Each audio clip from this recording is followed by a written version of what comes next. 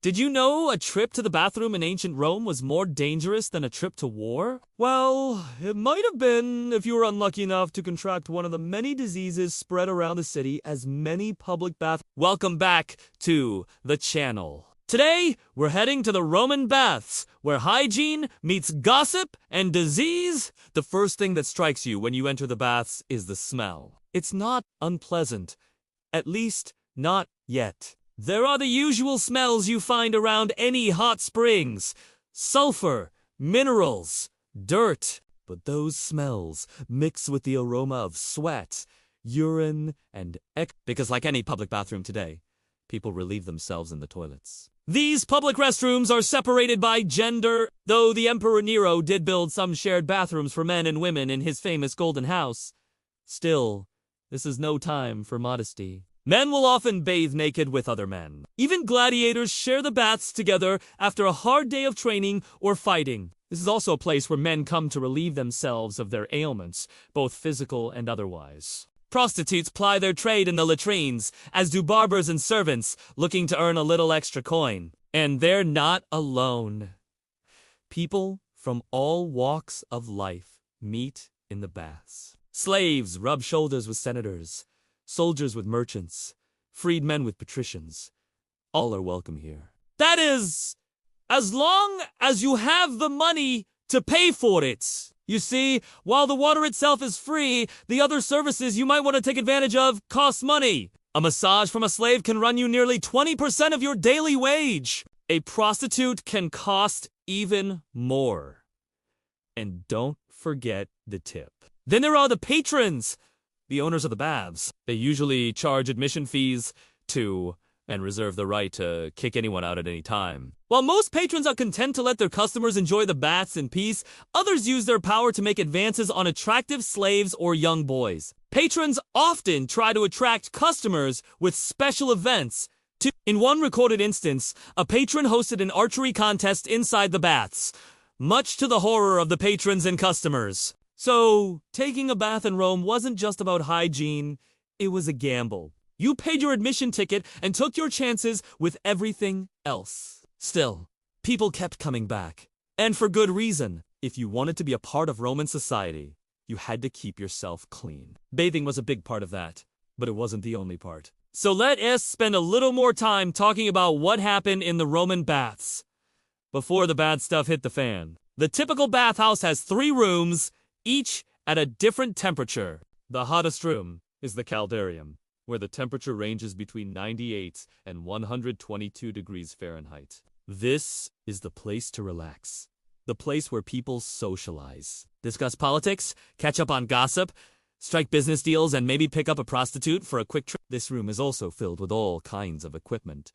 Things to slap yourself with, scrape yourself with, cover yourself in. Most likely, though, you'll just lounge around and chat. If you get bored, there are usually other diversions available, like dice games or a ball court. If you get bored of that, though, and you really have nothing to do, well, you can always start chatting with a new friend, and it turns out disease. While bathing was a necessary part of Roman culture, it was also a dangerous activity. How exactly did deadly diseases spread in the baths? Let's start with the facilities. As we mentioned earlier, the patrons didn't always keep the bathrooms clean. Sometimes they got so bad that the emperor had to send his own agents to clean them up. But even when the bathrooms were clean, the water itself could be a problem. See, unlike modern times, the Romans didn't think that mixing cleaning products and water was weird at all. They put everything into the water. Medicines, perfumes, oils, lead, mercury,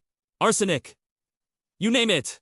They probably put it in the baths. Lead poisoning was a common ailment among Roman aristocrats, and many scholars believe that their obsession with lead-lined wine cups and bowls contributed to the problem. Mercury was another favorite ingredient for bathers to add to the water. The Romans believed it helped with pain relief, but they were wrong. Now, we know that mercury can cause birth defects, nervous system damage, and severe digestive issues. Add it to warm water, and you have a powerful combination of poison delivery. The favorite poison of the Roman emperors, arsenic, was also sometimes found in the baths. Usually it was mixed with wine and slipped to an unsuspecting victim, but criminals were known to poison wine amphoras with it, too. And because the amphoras were so easily confused, it wouldn't be out of the question to say that someone could accidentally drink from a poisoned one. But those poisons weren't the worst thing about the baths. Not by a long shot. For all their advanced engineering and technology, the Romans were pretty unsanitary when it came to cleaning. First,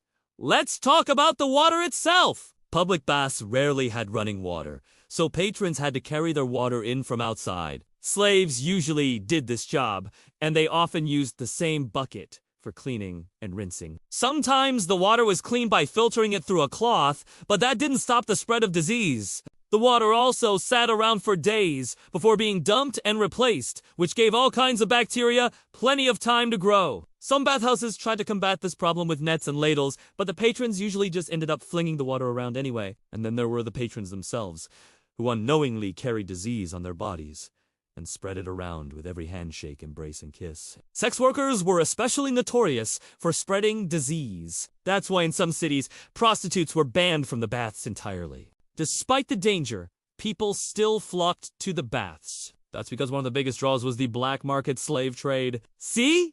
If you went to the baths with the intention of buying a slave, you might have a tough time finding one there. That's because many of the slaves sold in the baths are there illegally. They've been stolen, kidnapped, or smuggled in from other provinces. The transaction itself is usually pretty shady, too. Since the sale of stolen goods is illegal, the seller usually won't give you a receipt. This made it difficult for buyers to prove that they bought their slaves legally. And there were plenty of reasons you'd want to prove that. One false accusation of slave trafficking, and you could find yourself facing heavy fines, confiscation of property, and even imprisonment. Another reason for the popularity of Roman baths was the chance to rub shoulders with the elite classes. Everyone who bathed there knew they were in the presence of a member of the upper class. After all, what commoner could afford such luxuries? What commoner could afford expensive perfumes or fresh flowers to throw into the bath? What commoner could afford an oil massage or a private room? Only the rich could. And the chance to rub shoulders with them was worth the risk. The third and final reason was simply the fear of missing out. The baths were the center of social life in Rome.